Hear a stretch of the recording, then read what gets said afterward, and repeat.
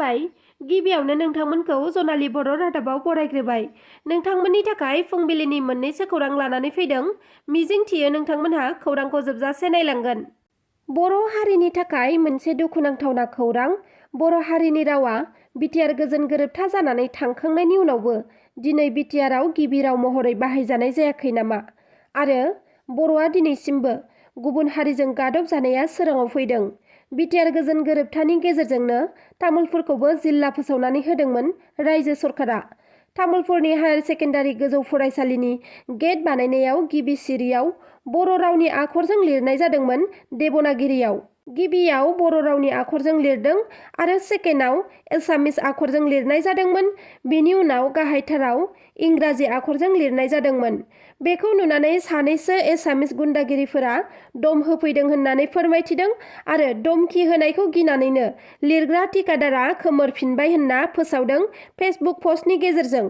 तामुलपुरनि जौसिन फरायसालिनि गेट मोखाङाव असमिया आखरा गिबि राव महरै लिरनाय जानांगौ। बेनि उनावसो सेकेन्डआव बर' रावखौ लिरनांगौ आरो थार्डआव इंराजि आखरखौ लिरनांगौनि थाखाय धमकी होफैनायखौ गिनानै दा थिकादारआ असमिया आखरजों लिरनो थाखाय रेडि जानानै दं होनना मोनथिना मोन्दों आरो ESSनि जानो गोनां एलुमिनि मिटखौबो बयकट खालामनायनि धमकी होफैदोंमोन सानैसो दुथांफोरा। सानैसो दुथांफोरनि धमकी होनायखौ गिनानैनो दिनै 6 सिडुएल बर'नि मैखोम जायगा तामुलपुर बायदि जायगायाव बर' आखरखौ खोमोरफिननो बाध्य जादों। नाथाय बर'नि आखरखौ बर'नि जायगायावनो गिबि राव महरै बाहायनो होयिखौ नुसेयावबो बर'नि आफादफोरा सिरियै जना थानायखौ नुनो मोननाय जादों। एबसु आरो BSSनो सेन्ट्रेलनिफ्राय आनसलिकसिम दाख्लैनो फोरमायहरखाबायमोन होनना फेसबुक पस्टनि गेजेरजों फोरमायथिदों। बर'नि माहारियारि आफादफोर जेरै एबसु, बर' साहित्य सभा, XNDFB, XBF, बनसु, NLFBफोरा बे जेंनाखौ लानानै माबा मोनसे राहा लायो ना लाया बेखौ साननैसोनि गेजेरावनो मोनथिना मोननाय जागोन होननाबो फेसबुक पस्टनि गेजेरजों लिरनायखौ नुनो मोननाय जादों। बेल' नङा, बर' रावा दिनै 6 सिडुएल मोनखांनायनि उनावबो बर' मिडियाम LP फरायसालिनि सेथि थाखोनि बिजाबफोरावबो खोनाफेरै सोदोबफोर बाहायनानै बर' हारिनि जायनाखि थाखानाय रावनि सोदोब बेफोरखौ लिराबालानो गोदान गोदान सोदोब बाहायनानै लिरनायखौबो दिनै नुनो मोननाय जादों। सिगांनि समाव सेथि थाखोनि बिजाबखौ बिथराइ सोदोबजों लिरनाय जायोमोन, नाथाय दा हाबालाय लिरनायखौ नुनो मोनदों। बेनि अनगायैबो ओंखाम संग्रा न'खौ इसिं लिरनायनि सोलाय पइसिं लिरबाय, दाउब'खौ बरफ आरो थाइजौखौ आइ, जायख्लं गाबखौ रयना, हाथरखिखौ थगर, एन्जर इंगिनिखौ निंनि, सेरजाखौ एम्बु बायदि बायदि गोदान गोदान सोदोबजों से थाखोनि बिथराइ बिजाबाव लिरना होबाय। दा बेबादि बर' रावा जुदि सोलायलांजोबोब्ला बर' हारिया इयुनाव मा जाहैबावगोन? बे जोबोद साननो गोनां जानानै फैदों बर' हारिनि थाखाय। खैला गुदुङाव अर खामनानै सा 6 सुबुंनि जिउ खहा आरो साब्रैया गोब्राब जोखोम जादों। आसाम नागालेण्ड सिमानि रुसाइन ओनसोलनि खैला खनिनि हाजोआव सुरंग सिङाव गासै सा 10 जननि गोबां सुबुंफोरानो खैला दानगासिनो दङमोन। बे समावनो हरखाब ब्लाव ब्लाव अर जोंखाङो। हरखाब अर जोंखांनायनि जाहोनाव सुबुंफोरा खायसेया गुदुं सिंनिफ्राय खारनबोनानै जिउ रैखा मोननो हायोब्लाबो सा 6 जन आसामनि सुबुंफोरा गुदुं सिङावनो अरजों खामथारजानो गोनां जायो आरो गासै साब्रैया अरजों खामजानानै गोब्राब जोखोम जानो गोनां जायो। फोरमायथिनाय बायदिब्ला थैनाय 6 जन आरो जोखोम जानाय साब्रै सुबुंफोरा नागालेण्डनि खैला खनियाव खैला दाननो थाखाय सुरंग सिङाव हाबनानै गुबुन सानफोराव दाननाय बायदि खैलाखौ दाननो लायो। खैलाखौ दाननाय समाव बिथांमोनहा ड्रिल मेसिनजों खैलाखौ दानदोंमोन। बेयावनो ड्रिल मेसिना गावलांनानै अर जोंखांदों आरो बेबादि दुखुनांथाव जाथाया जानो मोन्दों होननानै खैला खनिनि बिगुमाया फोरमायथिदों होनना थैनाय न'खरनि सुबुङा फोरमायथिदों। नाथाय थैनाय न'खरनि सुबुंफोरनि बुंनाय बायदिब्ला ड्रिल मेसिन गावनायजों बे दुखुनांथाव जाथाया जायाखै। खैला जावनाय हाखरा गोथौ जालांनायनि जाहोनाव गेस ओंखारदों जानांगौ आरो गेस ओंखारनायाव ड्रिल मेसिन सालायनायनि जाहोनाव अर जोंखांदों होनना बुंथिदों न'खरा।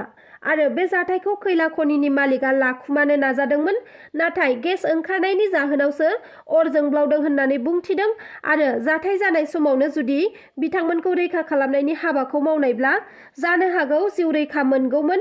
नाथाय रैखा खालामनायनि सोलाय गोबां सुबुंफोरानो नायबायल' थादोंमोन। रावबो अर खामजानाय सुबुंफोरखौ बासायाखैमोन होननाबो बुंथिदों थैनाय नखरनिफ्राय।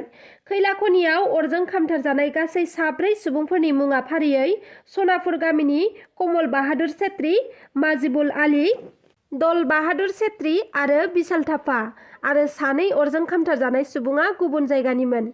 नागालेन्डआव जेसेबां खैला खनि दं, बेफोर खैला खनिया रैखाथिनि जेबो राहा गैयामोन, जायनि थाखाय बे दुखुनांथाव जाथाया जानो मोन्दों।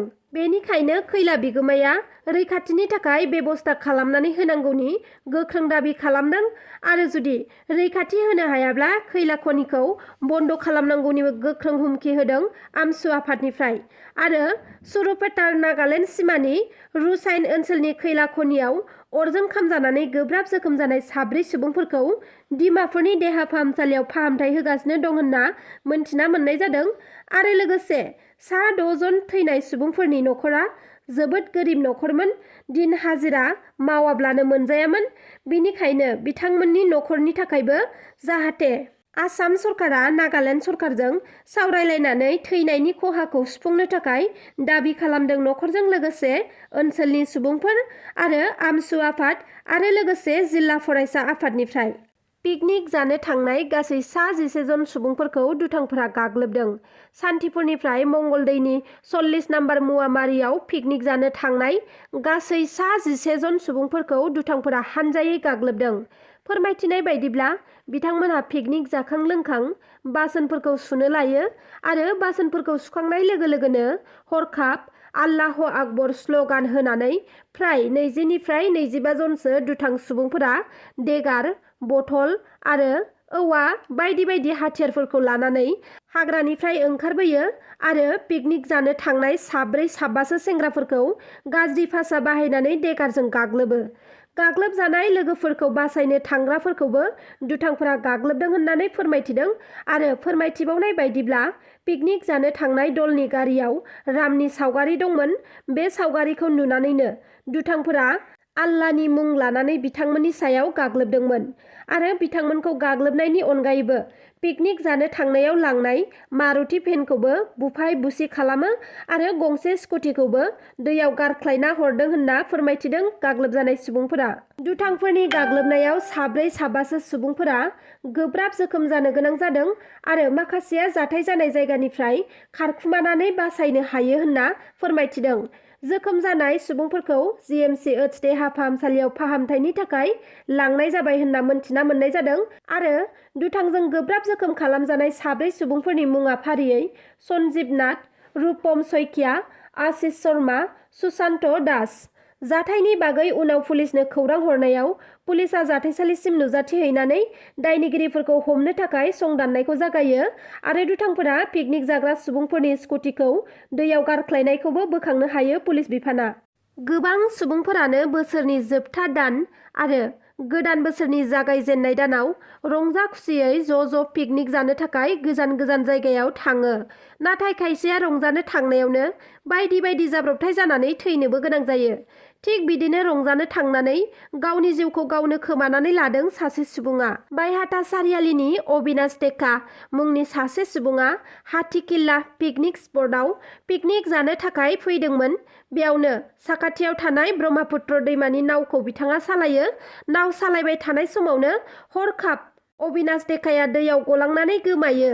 दैयाव गलांनाय अबिनाश टेकाखौ गोबां नागिरदोंमोनब्लाबो नाथाय बिथांखौ मोननो हायाखैमोन। उनाव रैखाथि बिफाना गोबां नागिरनानै बिथांखौ थैनाय थासारियावसो बोखांनो हानाय जायो। दासिमनि खौराङा बेखिनियानोमोन। नोंथांमोना आंनि खौरांखौ जोबजासे नायजोबलांनायनि थाखाय रोजा रोजा साबायखर थाबाय आरो नोंथांमोना सानफ्रामबोनि खौरां मोननो थाखाय आंनि चेनेलखौ साबस्क्राइब खालामनानै लादो।